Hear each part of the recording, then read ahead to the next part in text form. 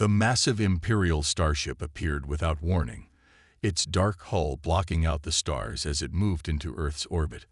On the bridge of the UDS Defender, Admiral Marcus Wade watched the alien vessel with steady eyes.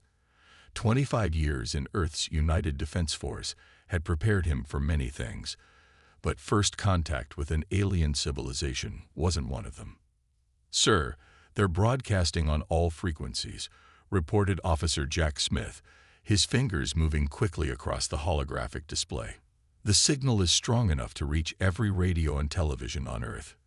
Wade straightened his uniform. "Put it through." The main screen flickered to life, showing a tall figure with pale blue skin and ceremonial armor. "I am Commander Dax of the Galactic Empire. Your world is now under our protection. Clear your orbital paths and disable your primitive defense systems immediately." The corner of Wade's mouth twitched. Humanity had been preparing for this day ever since they detected strange signals from deep space 50 years ago. The old Cold War bunkers had been converted into command centers. Every nation had contributed to the orbital defense grid. They were ready. "This is Admiral Wade of Earth's United Defense Force. You have entered sovereign territory without permission or proper diplomatic channels. Please withdraw to beyond lunar orbit and submit a formal request for diplomatic contact." Silence filled the bridge. The alien commander's expression shifted from confidence to confusion, then to something that looked like amusement. "Admiral, perhaps you misunderstand. We are the Galactic Empire. We control 10,000 star systems. We do not request. We inform." Wade smiled. It wasn't a friendly smile. "And perhaps you misunderstand, Commander. Earth is a sovereign world. We have protocols for first contact situations. They will be followed, or there will be no contact at all." The Imperial ship's engines flared, pushing it closer to Earth.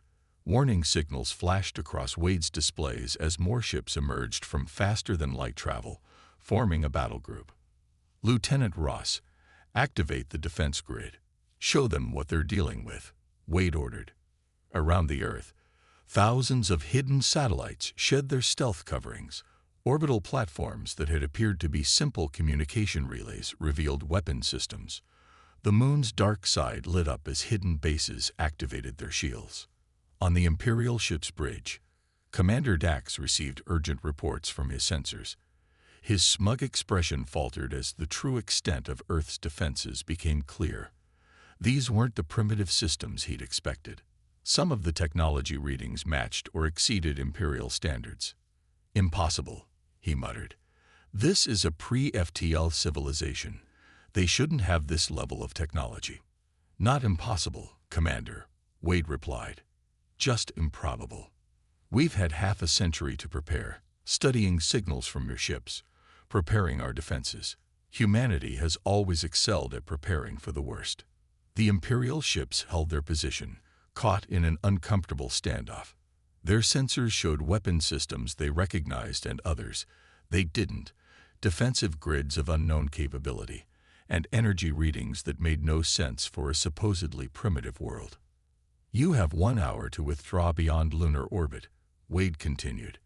"After that, we will consider your presence an act of aggression.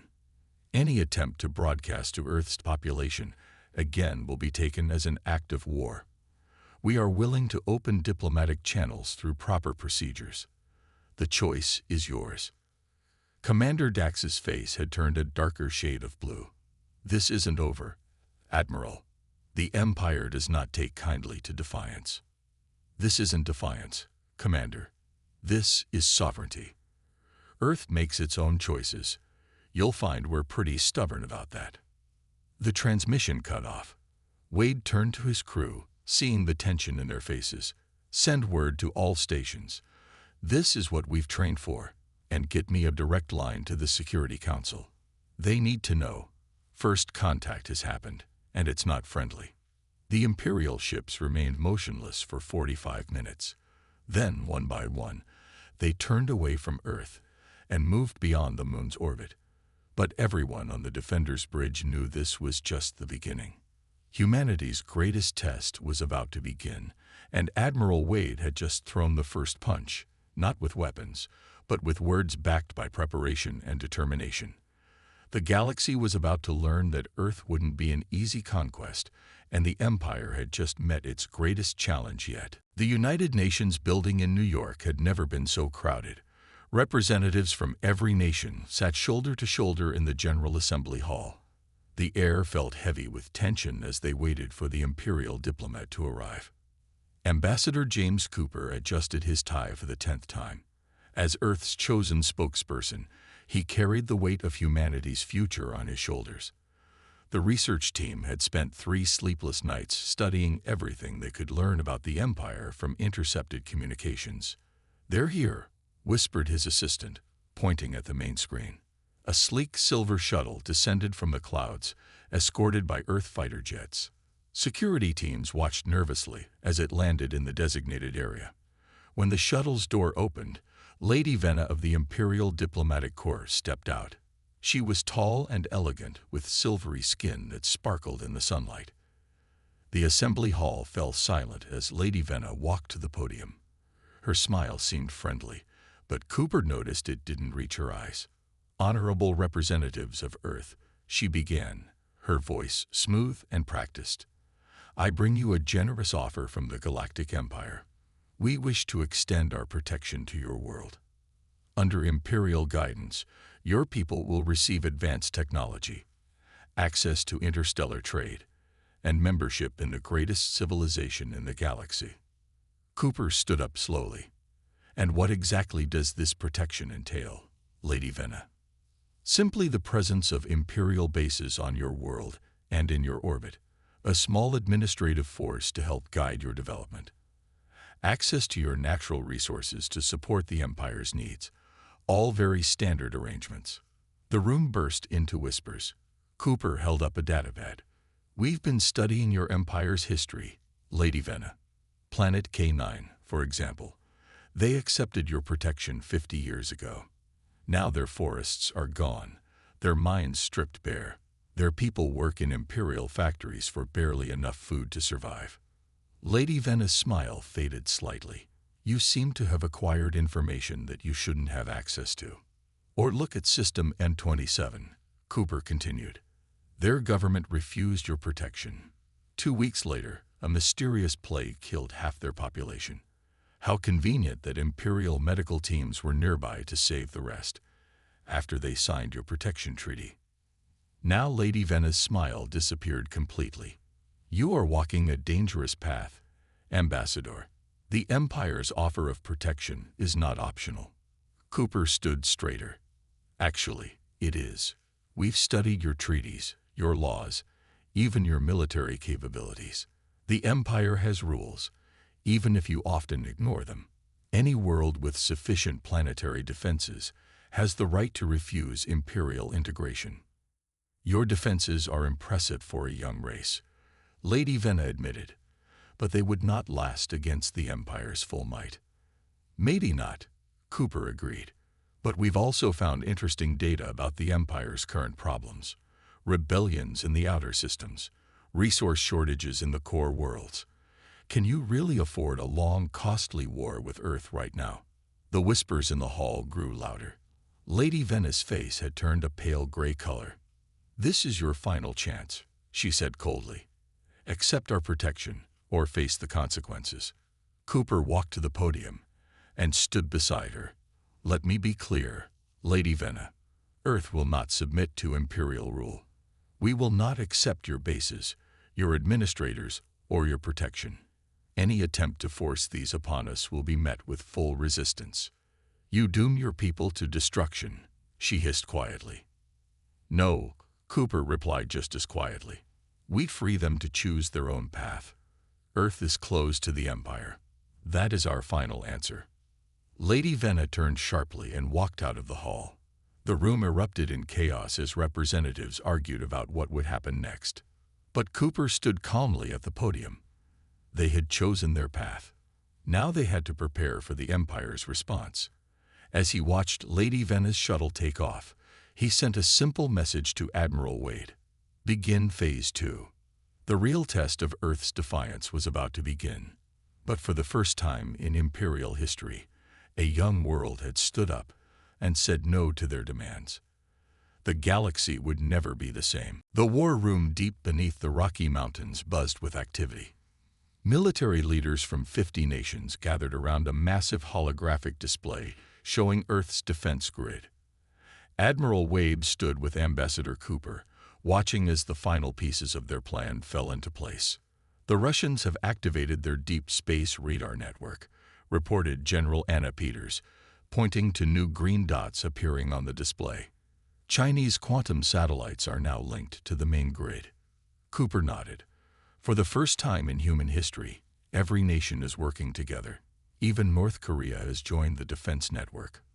Fear of alien invasion is quite the motivation for world peace, Wade said with a slight smile. How are the new weapon systems performing? A young technician named Robert stepped forward. The reverse-engineered shields are at 98% efficiency. We've installed them on all major cities and military bases. The Empire won't find us as helpless as they expect. On the main screen, a news broadcast showed massive crowds gathering in cities worldwide. People carried signs reading "Earth for Humans" and "No Empire Welcome Here." The fear that should have divided them had instead united humanity like never before. "Sir," called out Lieutenant Price from his communication station, "the Terra Proclamation is ready for broadcast. All nations have signed." Cooper straightened his jacket. Time to tell the galaxy that Earth is closed for business. The broadcast began, transmitting on all frequencies the Empire had used, in every language Earth knew, and with encoded translations for alien species. Cooper's voice rang clear and strong. To the Galactic Empire and all spacefaring civilizations, this is the unified voice of Earth. For too long, the Empire has treated developing worlds as resources to be exploited. Today, that changes. Earth declares its space, from the surface to the edge of our solar system, absolutely sovereign territory. Wade took over. Any unauthorized entry into Earth's space will be considered an act of war. We have the means and the will to enforce this proclamation. Earth is closed to Imperial forces. There will be no bases here. No administrators, no protection agreements. The message continued, detailing Earth's defensive capabilities, some real, some exaggerated, and some completely hidden. In the Empire's council chambers, the broadcast caused an uproar. Back in the war room, the team watched as Imperial communications lit up with angry responses. Most notable was a message from an Imperial commander. This primitive world dares to dictate terms to the Empire. They'll learn their place soon enough. They're scrambling ships, reported General Peters, studying the deep space scans. Looks like they're preparing a show of force. Wade smiled grimly. Good. Let them come. Every defense station is ready. Every soldier knows their role. Even our orbital construction yards are armed. What about Project Mirror? Cooper asked quietly. Ready, Wade replied. If they try to jump into low orbit, they'll get a nasty surprise. Those reverse-engineered jump drives aren't just for show. Around the world, military forces moved into position. Civilian defense drills began, with people calmly moving to designated shelter areas. Underground bases activated their shields. Space stations armed their weapons. Sir, called out Robert, we're detecting Imperial propaganda broadcasts trying to penetrate our networks. They're attempting to cause panic. Block them, ordered Cooper. Activate the quantum communication grid. From now on, Earth speaks with one voice, and it's saying, keep out. In orbit, Earth's defense fleet took up formation. The ships were smaller than Imperial vessels, but they were built with both human ingenuity and stolen alien tech. They looked primitive on the outside, exactly as Earth wanted them to appear. Now we wait, Wade said, watching the tactical display. The Empire has never faced a unified planet before. They don't understand what humans can do when we work together. The room fell quiet as they waited for the Empire's response. Earth had taken its stand. The next move belonged to the Empire, but humanity was ready. Years of preparation, secret research, and unified planning were about to be put to the test. In the silence of space, Earth's new defense grid hummed with power, ready to prove that sometimes the best defense isn't just technology. It's the determination of an entire species to remain free. Captain Ann Miller stood on the bridge of the EDS Vigilant, watching her tactical display as 5 Imperial ships appeared at the edge of the solar system. Her ship looked old and basic from the outside, exactly as planned. But inside, it held some of humanity's most advanced technology.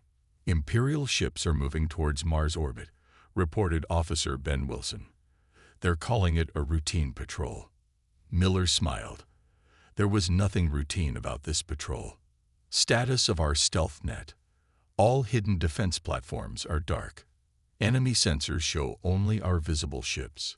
They think we have just 6 defenders in orbit. In reality, Earth had hundreds of ships and platforms hidden behind advanced cloaking technology. Some stolen from Imperial designs, others created through human innovation. The Empire was about to learn an expensive lesson about underestimating Earth. They're broadcasting a message, Wilson said. Playing it now. A harsh voice filled the bridge. Earth vessels, this is Captain Rax of Imperial Patrol Group 7.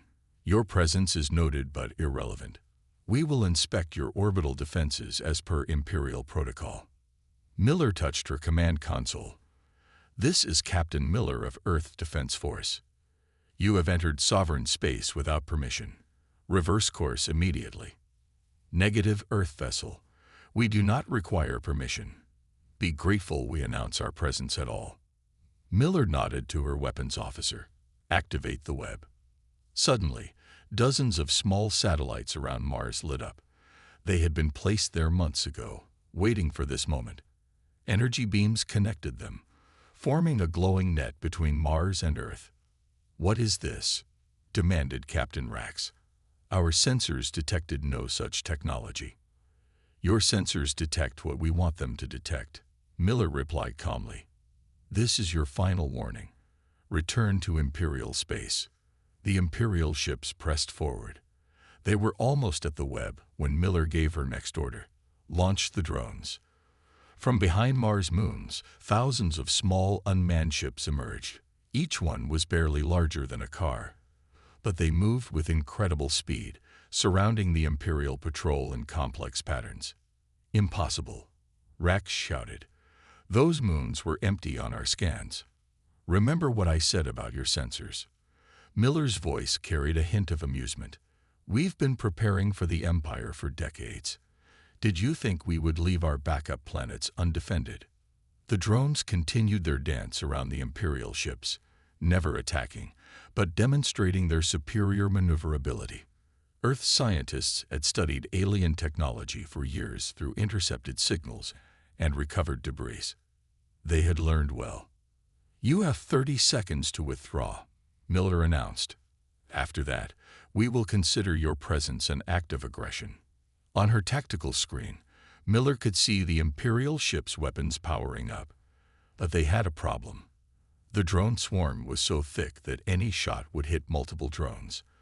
And they had no idea which drones were armed and which were decoys. 15 seconds, Miller counted down. The Imperial ships began to turn, slowly at first, then faster. A wise choice, Miller said. Please inform your commanders that the next unauthorized entry will not receive a warning. As the Imperial ships retreated, Miller's crew began cheering. But she raised her hand for silence. Don't celebrate yet. This was just a test. They wanted to see our capabilities. Should we have shown them so much?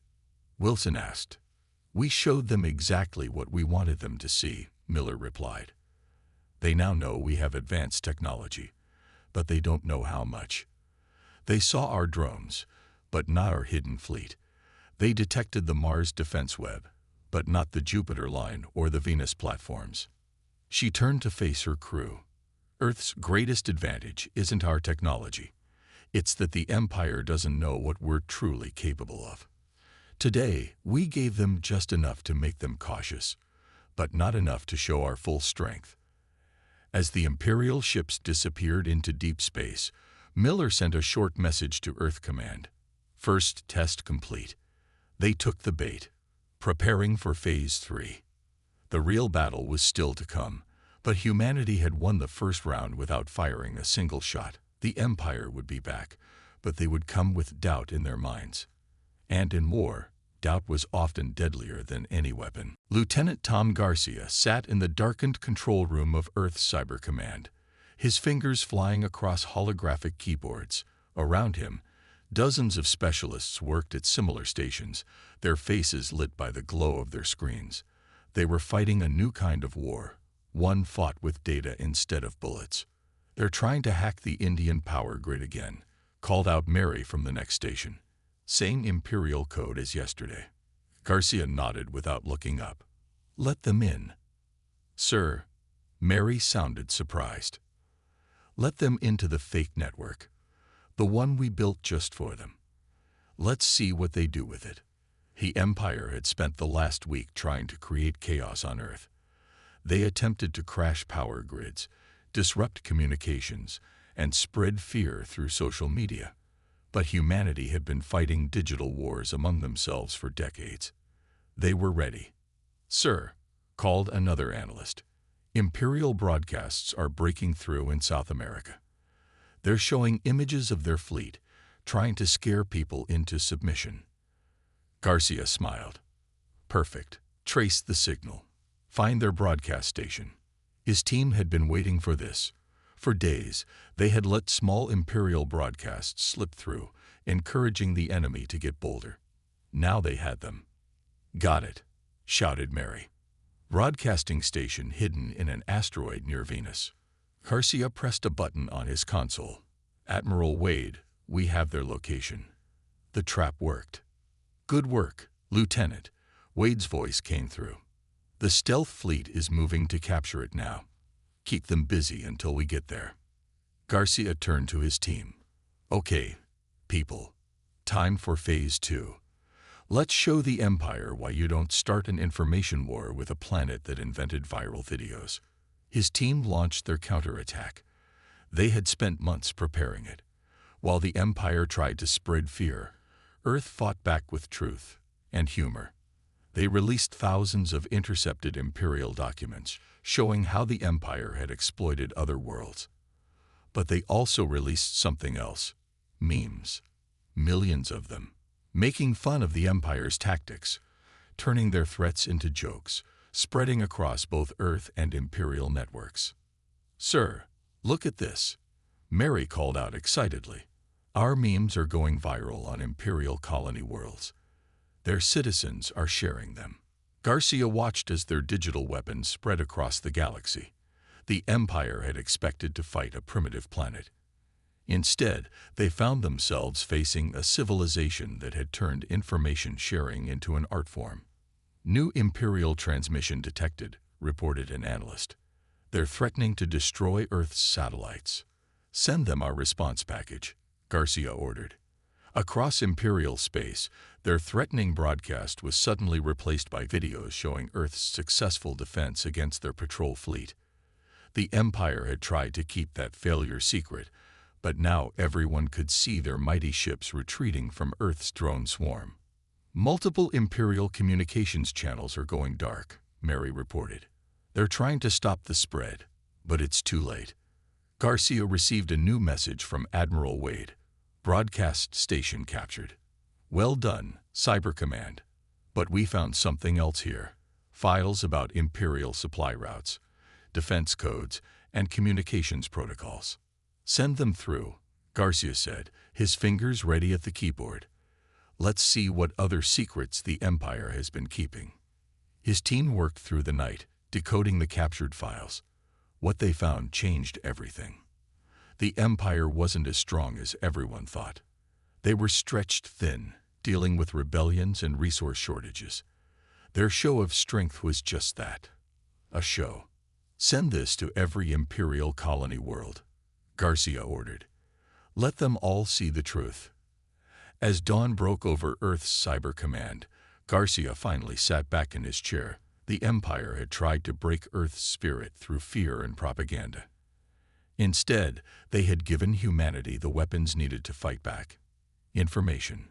Status report. He called out to his team. Sir, our content is trending on every Imperial social network. Their citizens are asking questions. Their authority is being challenged. And it's not just Earth anymore. Other worlds are joining in. Garcia nodded with satisfaction. The Empire was learning a hard lesson. In the age of information, the truth was the deadliest weapon of all. The warning sirens woke everyone at 3 a.m. Earth time. Admiral Wade rushed to the command center as red lights flashed throughout the underground base. On the main screen, hundreds of Imperial warships were appearing at the edge of the solar system. Status report, he commanded. 30 Imperial battleships, 50 cruisers, and over 200 support vessels, reported Captain Miller from her position in orbit. This is no patrol, sir. This is an invasion fleet. Wade's face remained calm. They had prepared for this moment for years. Launch Operation Shooting Star. All units to battle stations. Across the solar system, humanity's hidden defenses came to life. The massive gun platforms behind Jupiter revealed themselves. The stealth fleet emerged from Saturn's rings. Every satellite and space station armed their weapons. Imperial Commander Broadcasting called out an officer. The screen showed Commander Dax, the same officer from their first contact. This is your final chance, Earth. Surrender now or be destroyed. You have 1 hour to lower your defenses. Wade looked around the command center. Representatives from every major nation stood at their stations, ready for battle. Humanity was united like never before. Send our response, Wade ordered, just like we planned. Earth's reply was simple. Every defense system, every hidden weapon, every cloaked ship became visible at once. The Empire sensors suddenly showed the true extent of Earth's military power. It was like a curtain being pulled back to reveal an entire army. Impossible. Dax's voice shook with anger. These readings can't be correct. You're using sensor tricks again. No tricks this time, Commander, Wade replied calmly. You see our true strength, the same strength we've been hiding while you underestimated us. Would you like to see what else we've learned from studying your technology? He gave the signal. Suddenly, jump points opened behind the Imperial fleet. Earth ships emerged from faster-than-light travel, using the Empire's own technology against them. The invasion fleet was now caught between two forces. You dare use Imperial jump drives? Dax was furious. This technology is forbidden to primitive worlds. We didn't ask permission, Wade answered. We watched, we learned, and we improved your designs. And that's not all we've learned. Earth's ships launched their secret weapons, specialized energy beams that targeted the Imperial ship's main computer systems. The human fleet had spent years studying Imperial technology, finding its weaknesses. Half their ships are losing power, reported Captain Miller. The computer virus is working. The Imperial fleet tried to regroup, but they were confused and disorganized. Some ships couldn't fire their weapons. Others lost their shields. The mighty invasion force was falling into chaos. This is your only warning, Wade broadcast to the Imperial fleet. Retreat now. Earth space is forbidden to you. We will defend our freedom at any cost. On the tactical display, the Imperial ships started turning away. First a few, then dozens, then the entire fleet began to withdraw. They had expected an easy victory over a primitive world. Instead, they found themselves outmatched by human ingenuity and preparation. They're jumping out of the system, reported Miller. All enemy ships are retreating. The command center erupted in cheers, but Wade raised his hand for silence. This isn't over. Send the message to all our colonies in the outer solar system and activate the Pluto Line defense system. Sir, asked a young officer, why activate more defenses? We won. Wade shook his head. This wasn't a real invasion. This was their attempt to save face after our information warfare damaged their reputation. The real battle is still coming. But now they know. Earth isn't just ready to fight. We're ready to win. As the last Imperial ship disappeared into deep space, Wade sent a message to all Earth forces. Phase 4 complete. Begin preparations for Phase 5. The Empire will return, and next time, they'll bring everything they have. But humanity will be ready. We always are. The Imperial Palace on their capital world had never seen anything like this before. For the first time in their 1,000-year history, the Empire was signing a treaty they hadn't written themselves. Ambassador Cooper sat at the massive crystal table, Earth's flag standing proudly beside him. The terms are simple, Cooper said, looking at the Imperial Council. Earth remains completely independent. No Imperial bases, no Imperial oversight, no Imperial interference. The Council members shifted uncomfortably in their seats. Behind them, holographic screens showed protests on dozens of Imperial worlds. The truth about the Empire's failed invasion of Earth had spread across the galaxy, inspiring other worlds to demand their freedom. "And why should we accept these terms?" asked the Imperial High Chancellor, his voice tight with anger. Admiral Wade, standing behind Cooper, stepped forward. "Because we're not just negotiating for Earth anymore." He pressed a button, and new holograms appeared. They showed Earth ships protecting the rebellious outer colonies. Human cyber warfare experts helping other worlds break free from Imperial control. Earth's advanced defense technology being shared with former Imperial subjects. 30 worlds have already declared their independence, Cooper continued. They've formed the Free Worlds Alliance, with Earth as a founding member. You're not just facing one planet anymore. You're facing a revolution. The Council members whispered among themselves. Earth had done the impossible. They had shown the galaxy that the Empire wasn't invincible. "What's to stop us from crushing this alliance?" the Chancellor demanded. Wade smiled. "The same thing that stopped you from conquering Earth, preparation." He activated another hologram, showing new defense stations around former Imperial worlds. "We've been busy these past few months. Every free world is now protected by Earth's defense technology." Lieutenant Garcia, Earth's cyber warfare expert, added his own report. "And our information networks cover 60% of Imperial space. Any aggressive action against the Alliance will be known to everyone instantly. The truth is your greatest enemy now." The Chancellor stood up, his face dark with rage, but the Imperial Trade Minister quickly pulled him back down. They had all seen the economic reports. The Empire was losing money and resources every day this conflict continued.